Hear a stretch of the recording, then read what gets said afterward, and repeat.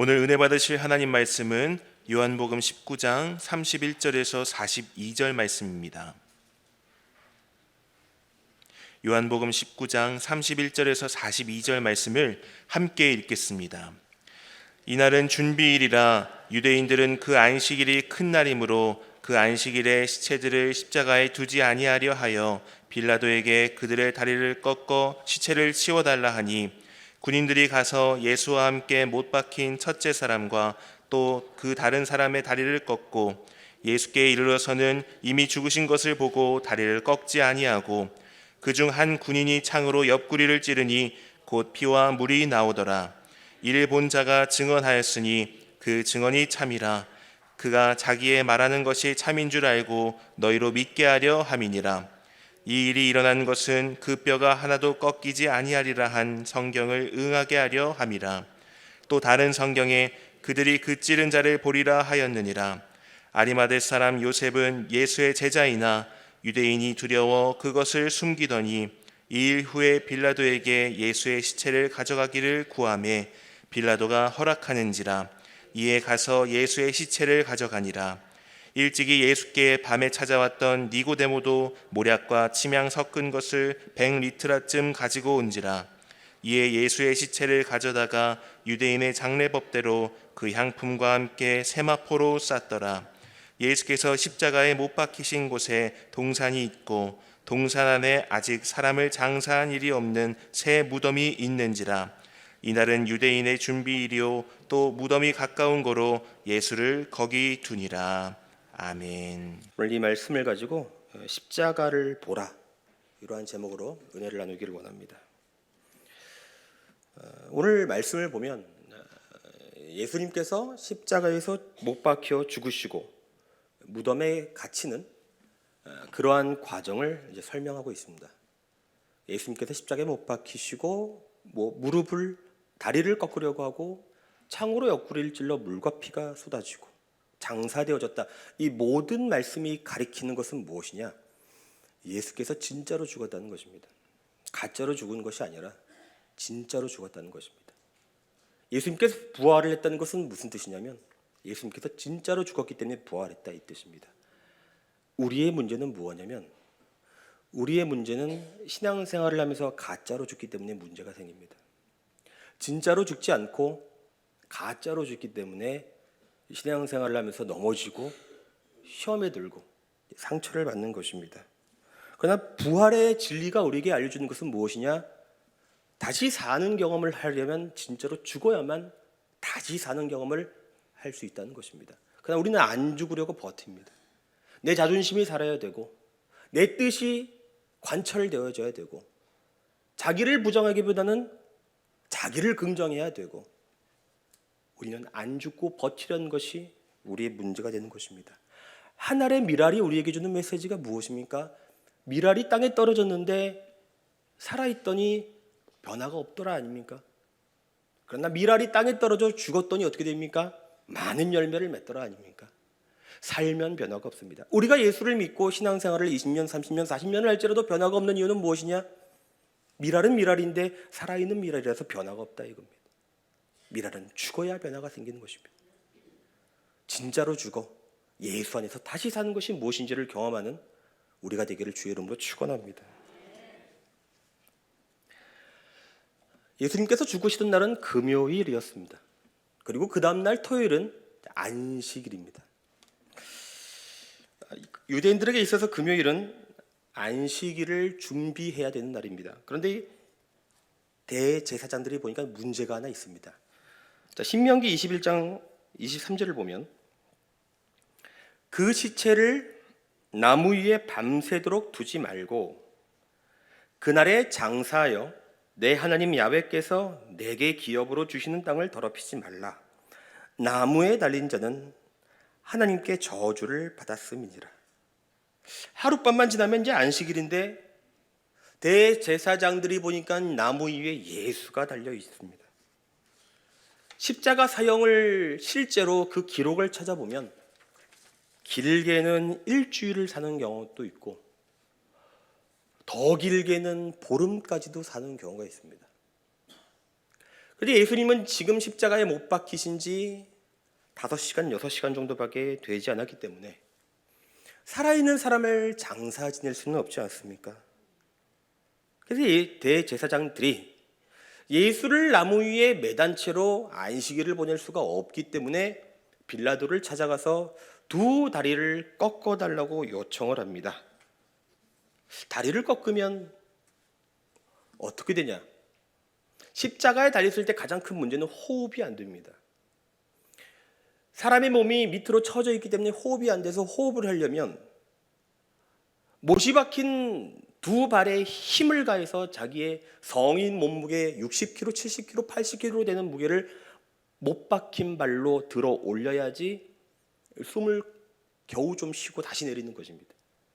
다리를 부러뜨리면 자기의 상체를 들어 올릴 수가 없어서 호흡을 못해서 질식사로 죽습니다. 대제사장들이 예수를 빨리 죽이기 위해서 빌라도를 찾아가 두 다리를 꺾어달라고 요청을 하고, 이에 빌라도는 대제사장의 비위를 맞춰 군인들에게 두 다리를 꺾을 것을 명령합니다. 그 명령을 받은 군인들이 십자가에 도착해 보니 두 강도를 보니까 아직 살아있어서 몽둥이로 정강이를 쳐서 두 다리를 꺾습니다. 그리고 예수님을 보니까 예수님은 움직이질 않습니다. 이미 벌써 죽은 거죠. 그러자 군인들이 엉뚱한 행동을 하기 시작합니다.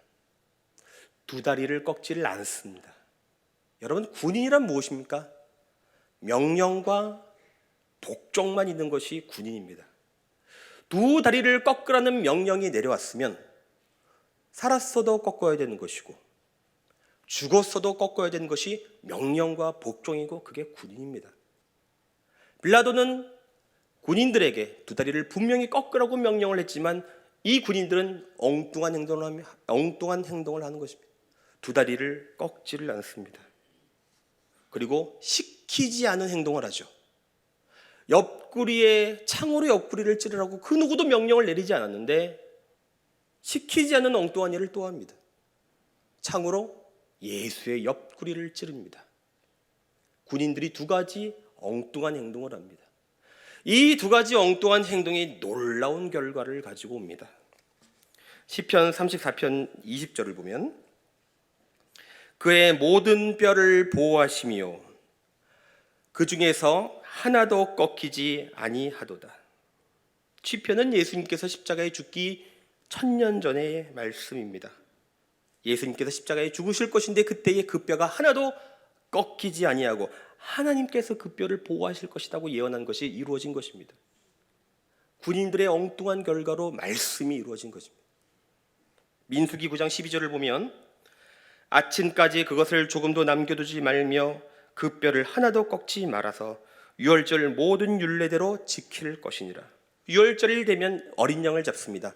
어린 양의 피를 흘려 인간의 죄를 속죄하고 그 고기를 먹는데 어린 양의 고기를 먹을 때는 뼈를 꺾지 않고 살점만 뜯어서 먹습니다.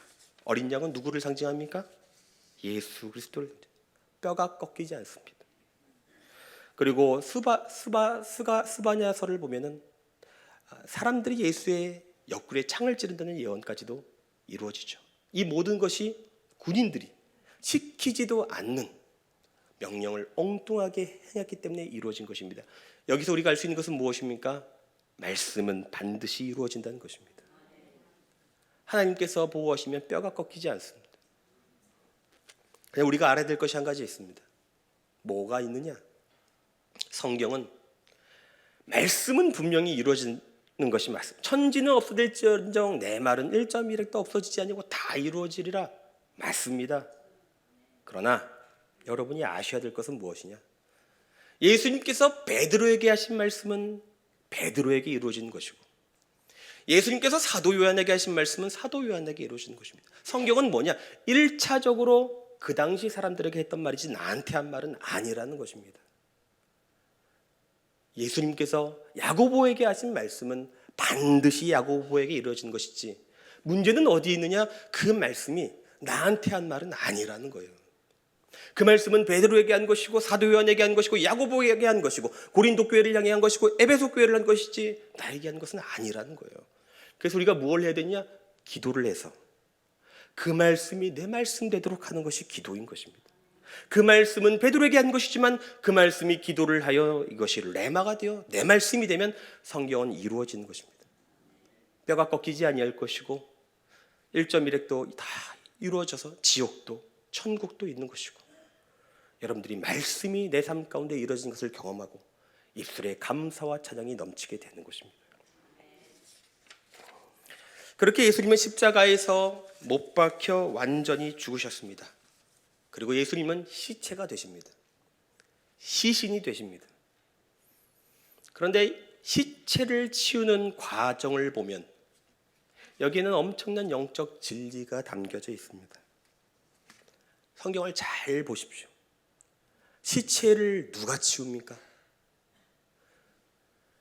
예수님의 제자들이 치우지를 않습니다. 거기에 베드로가 없다 이거예요. 사도 요한이 없다 이겁니다. 이들은 누구입니까? 예수님을 그토록 사랑한다고 고백했던 자들 아닙니까? 내가 예수를 믿는다 했던 자들 아닙니까? 내가 주를 위하여 목숨까지도 바칠 수 있다고 얘기한 사람들 아닙니까? 어디 갔습니까? 결정적인 순간에 그들은 다 어디 간 것입니까? 어쩌면 이것이 저와 여러분의 믿음 아닙니까? 내가 예수를 믿는다 하지 않습니까? 내가 주를 사랑한다고 하지 않습니까? 봉사도 열심히 하고 11조도 열심히 하고 전도와 선교도 열심히 하지만 결정적인 순간에 우리가 중요한 순간에 그 자리에 없을 수 있다는 것입니다. 두려워서 용기가 안 나서 믿음이 약해져서 없을 수 있다는 것입니다. 그러나 하나님은 예비하시는 하나님이십니다. 예수의 시체를 치우는 역할을 엉뚱한 두 사람에게 맡기시는데 한 명은 아리마대 요셉이요 또 한 명은 니고데모입니다. 요한복음 19장 우리 38절과 40절을 다 함께 봉독하도록 합니다. 아리마대 사람 요셉은 예수의 제자이나 유대인이 두려워 그것을 숨기더니 2일 후에 빌라도에게 예수의 시체를 가져가기를 구하매 빌라도가 허락하는지라. 이에 가서 예수의 시체를 가져가니라. 일찍이 예수께 밤에 찾아왔던 니고데모도 몰약과 침향 섞은 가지고 온지라. 이에 예수의 시체를 가져다가 유대인의 장례법대로 그 향품과 함께 세마포에 쌌더라.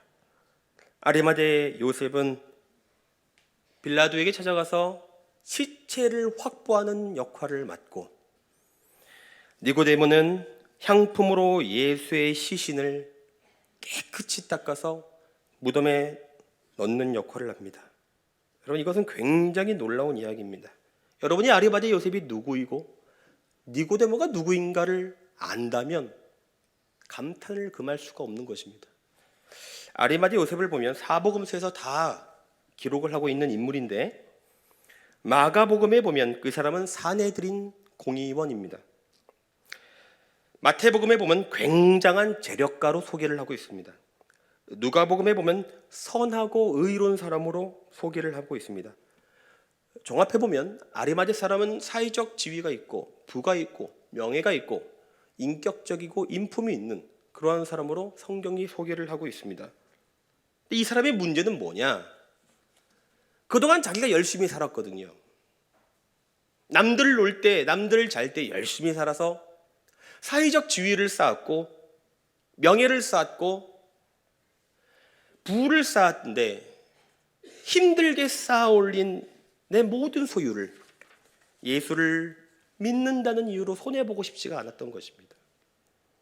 예수님도 믿고 하나님의 나라도 기다리지만 현실적으로 예수 때문에 손해보기가 싫었기 때문에 그 아리마대 요셉의 신앙은 속으로만 끙끙 앓으며 예수를 믿지 세상을 향해 담대하게 대놓고 나 예수 믿는다고 당당하게 외칠 수 없는 그런 믿음이었다는 것입니다.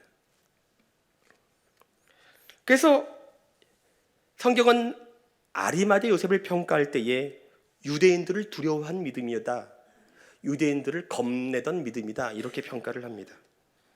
우리 안에 다 이런 모습들이 있지 않습니까? 우리의 모든 기도가 예수님 나 손해보기 싫어요, 이거 아닙니까? 그런데 이러한 양면성을 가진 아리마대 요셉이 십자가에 매달린 예수를 보니, 옆구리에 창이 찔린 예수를 보고 물거피를 쏟으시는 예수를 보니 완전히 뒤바뀌게 됩니다. 누가 내가 예수 믿는다는 것을 알까 봐 전전긍긍하며 속으로만 예수를 믿던 그가 이제는 당당하게 빌라도를 찾아가서 시체를 요구합니다. 이게 얼마나 위험한 일이라면, 지금까지도 대제사장은 예수님을 더욱 잔인하게 죽이지 못해서 분이 가득한 상황입니다. 자칫 잘못하면 이 예수를 향한 분노가 아리마대 요셉에게 향해서 모든 사회적 지위와 부와 명예와 정치적인 생명은 다 끝날 수도 있다는 것을 알면서도 그는 이제는 더 이상 숨기지 아니하고 빌라도에게 찾아가 이제 시체를 요구합니다. 나 예수 믿는 사람이다, 고백을 하는 것입니다. 여러분, 니고데모는 어떤 사람입니까? 요한복음 3장에 보면 예수님을 찾아오는데 낮에 찾아오는 것이 아니라 밤에 찾아옵니다. 누가 볼까봐, 누가 보면 내가 손해를 당할까봐, 해를 당할까봐 밤에 찾아오던 자가 니고데모입니다. 그런 그가 어떻게 바뀝니까? 향품을 들고 옵니다. 근데 그 양을 보니 100리트라쯤이라고 합니다. 100리트라쯤. 우리가 생각하기에 편하도록 환산을 하면 33kg입니다. 여러분, 33kg를 들어보면 사람들의 눈에 띄지 않겠습니까? 예수의 시체를 닦기 위해서 향품을 준비한 것이 33kg였습니다. 밤에 예수님을 찾아왔던 그가 세상을 향해 고백하는 것입니다. 나 예수 믿는 사람이다. 완전히 놀라운 것 아닙니까? 놀라운 변화 아닙니까? 성경을 보면 아리마대 요셉과 니고데모를 향해서 우리가 좋은 인상을 갖기가 어렵습니다. 요한복음 12장 42절과 43절을 보면 이렇게 나옵니다. 그러나 관리 중에도 그를 믿는 자가 많되 바리새인들 때문에 드러나게 말하지 못하니 이는 출교를 당할까 두려워함이라. 그들은 사람의 영광을 하나님의 영광보다 더 사랑하였더라. 사람의 영광을 더 중요하게 생각했던 자가 누구냐? 아리마대 요셉과 니고데모였습니다. 우리는 이런 사람 보면 뭐라고 얘기하겠습니까? 저 사람 신자 맞아? 거짓 신자 아니야? 아직 구원받지 못한 것 아니야? 이렇게 얘기하지 않겠습니까? 그런데 그런 두 사람이 예수님의 제자들마저도, 베드로마저도, 요한마저도 다 도망갔을 뿐 아니라 무서워서 문을 꽁꽁 걸어 잠그고 숨어 있는 그런 상황에서, 자칫 잘못하면 순교할 수도 있는 그런 상황에서 아리마대 요셉과 니고데모는 예수의 장례를 담당하는 귀한 사명을 감당하게 됩니다. 나는 망해도 좋다, 이거죠. 내가 더 이상 예수를 믿는 믿음을 숨기고 싶지 않다. 저 십자가에 달린 예수를 나는 믿는다. 나는 그분의 제자다. 저분이 바로 나의 구원자다. 그전에는 숨기면서 누가 알까봐 전전긍긍하면서 예수를 믿었는데 이제는 망해도 좋다, 죽어도 좋다, 손해봐도 좋다. 나 예수 믿으니 당신들도 예수 믿으십시오. 놀라운 변화 아닙니까? 이들에게 두려움이 가득했고 무서움이 가득했는데 무엇이 두려움과 무서움을 사라지게 했습니까? 십자가를 보니까 사라지더라, 이겁니다.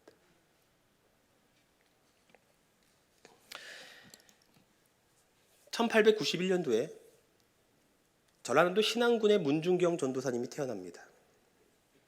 제가 굉장히 좋아하는 전도사님이고요. 원래는 이런 분을 찾아보기가 어렵습니다. 이분이 17세의 나이에 시집을 갑니다. 그 당시에는 남편의 얼굴을 한번 보지 못하고 시집을 갑니다. 그 조선시대 때 했던 머리 아시죠? 지금도 신안군에 가면 문중경 전도사님 기념관이 있습니다. 초상화도 있고요. 조선시대 했던 그 쪽진 머리 아십니까? 남편이, 일본의 신문물을 접했던 남편이 그 문중경 전도사님 그 17살의 그 구시대적 쪽진머리가 질린 모양입니다. 그래서 결혼 첫날부터 첩을 끼고 집을 들어오지를 않습니다. 그래서 동네 사람들이 소방 맞은 여자라고 수군수군 됩니다. 사마리아 여자처럼 얼굴을 들고 살지를 못합니다. 그래서 거기에 살 수가 없어서 임자도를 떠나서 목포로 내려옵니다. 거기서 싹바느질을 하면서 먹고 삽니다. 그러다가 어떤 전도 부인을 만납니다. 전도 부인이 문중경 전도사님에게 예수 믿고 구원받으세요. 그래야 천국 갑니다. 예수께서 우리의 죄를 위하여 십자가에서 죽으시고 부활하셨습니다. 얘기를 합니다. 그러나 처음 듣는 사람이 그 얘기가 뭔지를 압니까? 근데 이 문중경 전도사 성품이 좋습니다. 내가 손님이 하신 말씀은 무슨 말인지 잘 모르겠습니다. 그런데 좋은 말씀을 하시는 것 같으니 일단 집으로 들어오시지요. 그렇게 해서 얘기를 나누고 목포에 있던 북교동 교회를 나가기 시작합니다. 거기서 그만 예수를 믿고 성령을 받습니다.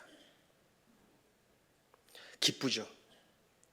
여러분, 사마리아 여자를 기억하십니까? 예수를 만나 그 마음까지 믿음이 생기니까 늘 피해 다니던 사람을 오히려 당당히 가서 예수를 전하는 모습을 기억하십니까? 문중경 전도사님이 내가 예수를 믿고 성령 받으니까 너무 기쁜 겁니다.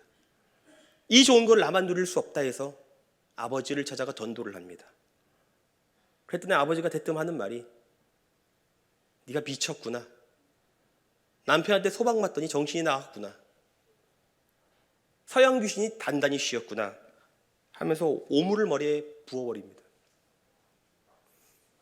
그래도 문중경 전도사님은 고백합니다. 하나도 슬프지 않았대요. 기뻤대요.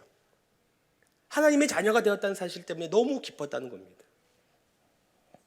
그리고 신학교를 졸업하고 임자도에서 사역을 시작합니다. 여러분, 임자도는 어디냐면 17살 때 결혼했던 남편이 첩을 끼고 살고 있던 동네입니다. 거기를 가서 전도를 합니다. 찬양을 부릅니다. 거리를 돌아다니면서 얼굴에 빛이 납니다. 그러니까 동네 사람들이 신기해서 나와 봅니다. 신기하죠? 남편한테 소방 맞은 여자가 자기 남편이 지금도 첩하고 살고 있는데 거기 와서 찬양을 부르니 신기하지 않습니까? 신기해서 나와 봅니다. 근데 또 하나 또 놀랍니다. 이분이 노래를 기가 막히게 잘합니다. 그 두 가지에 놀라가지고 신기해서 계속 찬양하는 걸 듣는데 그만 찬양을 듣다가 예수 믿고 회개하고 눈물 흘리고 구원받는 사람이 등장하기 시작합니다. 여기에 재미를 보고 신안군 11개 섬을 돌아다니면서 복음을 전하기 시작합니다. 제가 그 신안군 문중경 전도사님 기념관에 갔을 때는 1년에 고무신을 9켤레인가 11켤레를 다룰 정도로, 고무신을 안 신어봐서 잘 모르겠습니다. 얼마나 돌아다녀야지 그걸 다 소모할 수 있는지 잘 모르겠습니다만, 그래서 그 당시에는 우편부도 없고 삼파도 없고 의사도 없는 외지지 않습니까? 그래서 이 전도사님이 복음도 전하면서 우편부의 역할도 하면서 때로는 의사의 역할도 하면서 때로는 삼파의 역할도 하면서 그렇게 복음을 전하셨습니다. 그리고 그 결과 언제까지 그렇게 하셨냐면 1950년 공산당의 창에 찔려 순교하시기까지 그렇게 사셨습니다. 그리고 그 결과 신안군 주민의 90%가 예수를 믿게 되었고 목사가 100명을 배출하였습니다. 그 중에 더 놀라운 것은 거목이라고 하죠. 큰 목사님이라고 하죠. 성결교회 총회장 이만신 목사를 배출하고 상담학 분야의 최고봉인 정태기 교수를 배출하고 CCC의 김준곤 목사님을 배출합니다.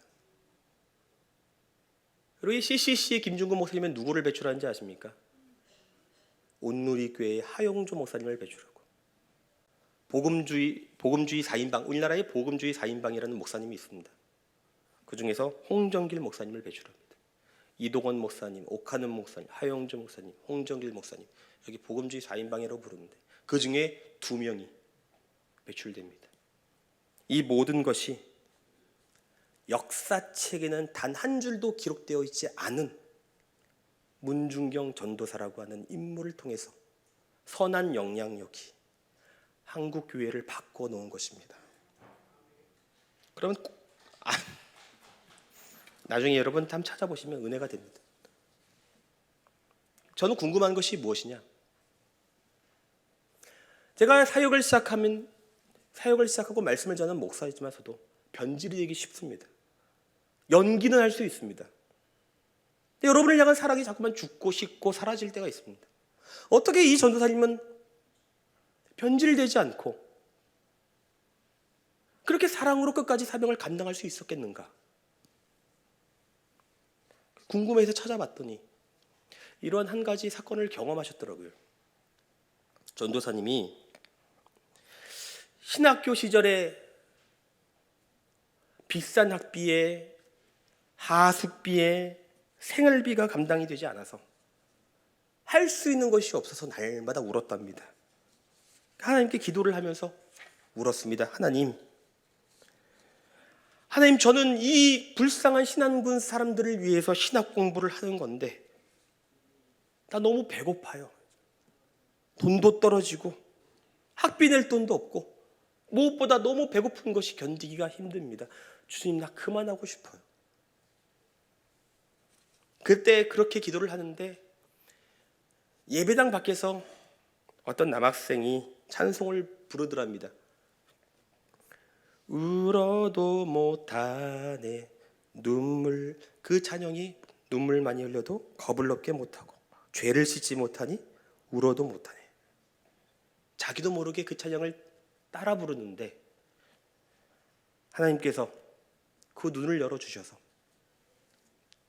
갑자기 십자가의 환상이 보이더랍니다. 십자가에서 못 박혀 피를 흘리는 예수님이 보이더라는 겁니다.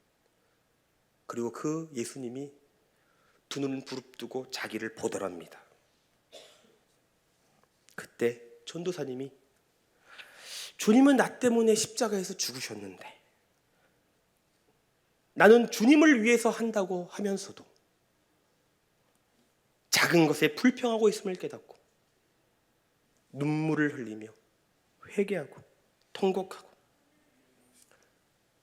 그 십자가의 환상이 문중경 전도사님으로 하여금 순교하실 때까지 변질되지 않고 하나님의 위대한 사명을 잘 감당하게 하신 것입니다. 문중경 전도사님이 십자가를 받습니다. 아리마대 요셉이 십자가를 받습니다. 니고데모가 십자가를 받습니다. 여러분은 무엇을 보십니까? 세상 영광을 보십니까? 여러분, 하루 10분 십자가 보십시오. 세상 사는 것이 힘듭니다. 교구 아버니 겉으로 다 웃고 있지만 얘기 들어보면 가정마다 힘들지 않은 가정이 없습니다. 아들 때문에 힘들고 남편 때문에 힘들고 외로워서 힘들고 사는 게 힘듭니다. 주저앉고 싶은 게 인생 아닙니까? 거기서 일어나기 위해서는 힘이 필요합니다. 내 안에 힘이 없다고요. 그 힘 어디 있습니까?